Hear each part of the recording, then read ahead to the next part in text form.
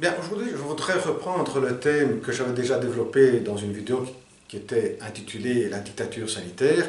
C'était face aux différentes restrictions de nos libertés qu'on est en train d'assister depuis un an désormais, face à la pandémie comme moyen pour faire face à cette pandémie, à pouvoir l'endiguer, à pouvoir résoudre ce problème. On va reprendre très brièvement ce que j'avais énoncé comme résumé, je vais faire un résumé de ce que j'avais énoncé dans la vidéo précédente sur Marcuse et donc Freud. Pour Freud et Marcuse, eh bien, la civilisation se fonde sur une organisation répressive qui va perpétuer certaines formes de principes de réalité grâce à la domination sociale. Domination sociale qui opère sur trois niveaux différents, qui est la sphère sexuelle, l'organisation du travail et l'action directe de l'État sur les libertés, sur la vie privée des citoyens, des individus. Et dans chaque phase qui succède à une rébellion, il y a une forme de domination qui va se perfectionner. Et l'ère moderne, on assiste, disait Marcuse, à un perfectionnement très élevé de ce qu'on pourrait appeler ces formes de surrépression. Voilà, ça c'est un peu le résumé. Et ce qu'on est en train d'assister depuis un an, désormais, dans nos sociétés occidentales, mais aussi au niveau du monde entier, c'est une forme de répression qui va agir sur les trois sphères que je viens de citer. La première, la sphère sexuelle. Ben, quand on parle de bulle d'une personne, on peut bien comprendre que parmi la jeunesse, ou parmi même les personnes adultes, qui rencontrent une femme, eh bien, ils ne pourront pas avoir plus d'une relation sexuelle parce que alors, la bulle se restreint à une personne. Bien que dans la pratique, on peut supposer que plusieurs ont bravé l'interdit, mais ils se traitent, alors là, on est face à un interdit légal. Et donc on voit bien cette forme de répression au niveau de la sphère sexuelle. Au niveau du travail, avec le télétravail, on assiste à une nouvelle organisation du travail qui amène à un isolement et aussi à une augmentation de la forme d'aliénation, concept très important pour Marcuse et Marx. Je peux le dire aussi, je peux le témoigner très bien parce que parmi mes patients, la plupart se sont lamentés de cette nouvelle forme d'organisation suite à certains effets au niveau psychologique. Et pour terminer, la partie la plus évidente qui saute aux yeux, c'est l'action de l'État dans la restriction des libertés de l'individu. Le couvre-feu, port de masque, etc. Et malgré l'avis contraire de certains juristes qui ont montré et démontré qu'on a depuis désormais plusieurs mois bien bafoué ce qu'on pourrait appeler des principes fondamentaux de notre Constitution. Mais comment expliquer qu'il y a eu très peu de mouvements réactionnaires face à toutes ces restrictions et à tout ce qu'on pourrait appeler cette surrépression à tous les niveaux de sphères que je viens de citer? Bien, pour expliquer cela, on doit faire intervenir un outil très utile, des concepts très utiles qui ont été forgés par Foucault, Michel Foucault. Alors, une petite présentation à quoi s'est intéressé Foucault. Il s'est intéressé à l'exercice du pouvoir à plusieurs niveaux, le pouvoir de l'État, mais aussi le pouvoir invisible, rationalisé au niveau des institutions, donc au niveau beaucoup plus local, si on veut, moins étendu, mais néanmoins ayant un certain impact sur la liberté des individus, sur l'exercice du pouvoir sur les individus. Et Foucault s'est aussi intéressé à ce qu'on pourrait appeler, ce que lui a appelé l'archéologie du savoir, c'est-à-dire comment retracer l'histoire de certains concepts, de certaines notions, de certains objets d'étude d'une science, par exemple. Et là, habituellement, dit Foucault, on va rechercher la continuité en ayant en tête un peu cette idée qu'il y a une notion, un concept a priori qui est là et qui va se déployer dans l'histoire d'un objet d'étude d'une science. Ce qui, par contre, montre Foucault, c'est que quand on va étudier, par exemple, l'objet de la folie, l'objet de la psychopathologie qui est la folie, eh bien, on va se rendre compte que cet objet qui pourrait sembler d'emblée unitaire, quand on va dans les détails, eh bien, on va se rendre compte que l'objet qui avait étudié toujours de la folie dans le domaine de la psychopathologie en 1700 eh bien, est différent de 1800, 1900 et en 2000, dans les années 2000. Alors, au XXe siècle. Alors, et cela, cet objet qui change a des effets aussi sur le changement, sur le glissement des énoncés. Ces énoncés qui vont se regrouper et forment un certain corpus qui change en fonction de l'objet et donc du moment historique. Alors, Foucault dit, c'est peut-être plus intéressant, c'est sûrement plus intéressant, aller étudier les discontinuités. C'est-à-dire, qu'est-ce qui va se passer entre une période historique et une autre? Eh bien, une discontinuité et un changement qui va s'opérer. C'est ce changement qui va modifier l'objet d'étude et aussi les différents énoncés. Donc, certains énoncés qui nous semblent, maintenant, à l'actualité, tout à fait compréhensibles, intuitifs, qui ne demandent pas d'explication, eh bien, il y a un siècle, étaient complètement impensable. Et cela, on l'a au niveau du pouvoir, de l'exercice du pouvoir. Alors, jusqu'au XIXe siècle, disait Foucault, le pouvoir de l'État était un pouvoir qui dispensait la mort, de plus. C'est-à-dire, il s'occupait surtout de l'exercice du droit que chaque citoyen devait pouvoir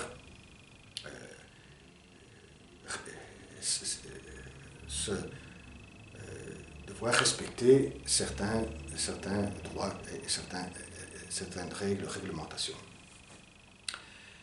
À partir du XIXe siècle, il y a un changement, donc c'est une discontinuité, et le pouvoir de l'État va s'exercer aussi sur un autre aspect, qui est dispenser la vie. Il va s'intéresser à tout ce qui est la santé de l'individu, pour qu'il vit d'une manière beaucoup plus saine et qu'il puisse vivre beaucoup plus longtemps.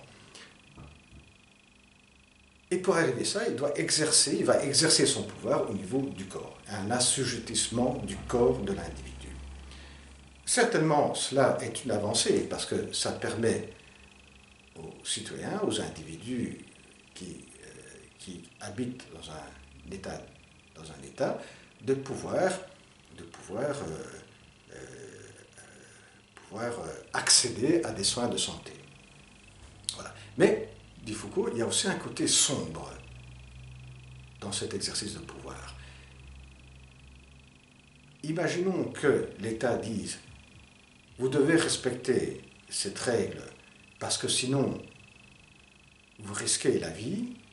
Si la vie est en jeu, si la vie est ce qui est en jeu, eh bien, jusqu'où on peut accepter des règles? On peut tout accepter. Si on vous dit que vous risquez de mourir si vous ne respectez pas une loi, une règle, eh bien, vous allez accepter toute forme de loi. Voilà le côté sombre de cette grande avancée au niveau historique, et ce changement de paradigme, de discontinuité entre le pouvoir de l'État avant qui dispensait la mort à le pouvoir de l'État qui s'exerce sur le corps des individus pour dispenser la vie. Et c'est ce qu'on est en train d'assister depuis un an. Il y a plusieurs experts qui disent tranquillement qu'il y a une disproportion énorme entre une certaine forme de mesure et le pourcentage de morts. Il faut penser par exemple qu'au Moyen-Âge, quand il y avait la peste, le pourcentage de morts était de 50-60%. Et malgré qu'il y avait certaines lois de confinement, jamais un confinement a été élargi sur tout le territoire. Vous voyez déjà la différence mais on peut aller pas très loin dans l'histoire, en 1960, quand il y avait eu l'épidémie Hong Kong, eh bien, c'est passé complètement inaperçu. On voit bien donc le changement qui est en train de se passer au niveau de ce qu'on vient de dire de Foucault, qu'il appelle avec un nom spécifique qui est le biopouvoir. Donc, ce changement de paradigme de l'État qui, avant le 19e siècle, exerçait sur l'État, sur les droits, à un État qui va exercer sur ses pouvoirs sur le corps de l'individu, sur la santé de l'individu, eh bien, ce pouvoir, Michel Foucault l'appelle biopouvoir, et la politique qui va exercer ce pouvoir l'appelle Foucault la biopolitique. Et pour terminer, il y a aussi un autre aspect qui est certainement celui-là qui déçoit un petit peu, peut-être dans nos sociétés avancées d'un point de vue démocratique, c'est qu'il y a eu aussi, et ça Marcuse l'avait dit dans Eros et civilisation, comment cette forme de répression qui s'est concrétisée à l'ère moderne a atteint un certain niveau de perfectionnement, c'est qu'il y a la manipulation de la part des médias.